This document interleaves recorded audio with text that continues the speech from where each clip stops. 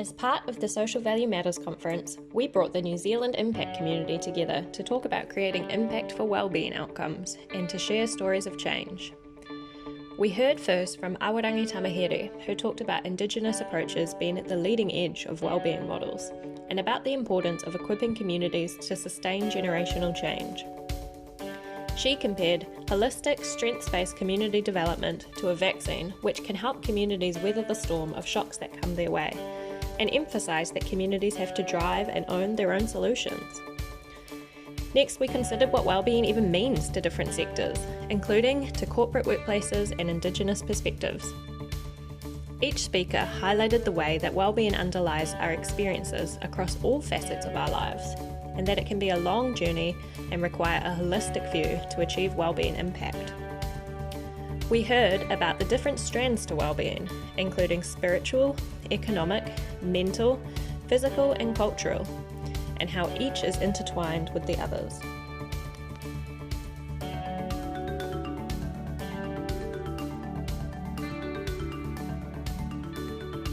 One of the key points that came through loud and clear in this conversation was that well-being needs to be determined by the people experiencing it. We talked about the huge potential of business to support well-being by starting well, running well and investing well. We realised a common language was key to help build a shared understanding between different stakeholders about the outcomes that we all had in common. Our guest speaker from Ngāti Whātua Ki Ōrākei, Shazia Salam, talked about their experience during the COVID pandemic, where it became more important than ever before to pick up the phone and make sure their whānau were supported, listening to their community's needs.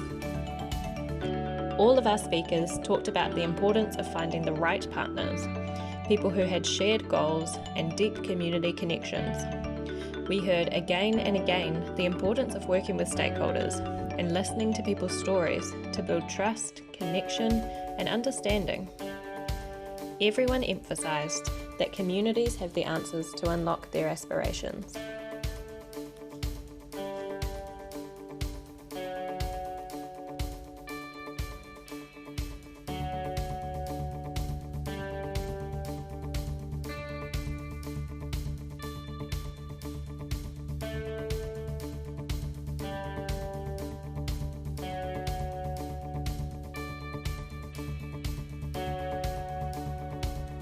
Although each of our speakers were from different types of organisations, working in different ways to achieve wellbeing outcomes, everyone recognised the value of working collaboratively.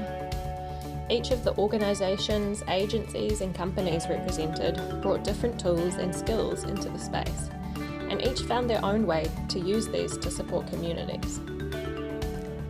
One of the main things that was emphasised as important in supporting communities was having the right partnerships in place to connect. Matt Trent, our speaker from Fonterra, spoke about having these partnerships in place and how these allowed them to act quickly to support their community's needs when the COVID pandemic hit.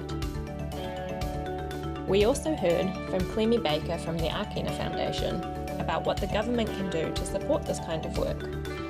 She proposed better procurement rules to enable wellbeing outcomes. Our speakers emphasised that investments made to support communities need to build their capacity and capability to drive their own development. Everyone emphasised that community wellbeing outcomes flowed into other parts of industry, community and family and supported lasting impact.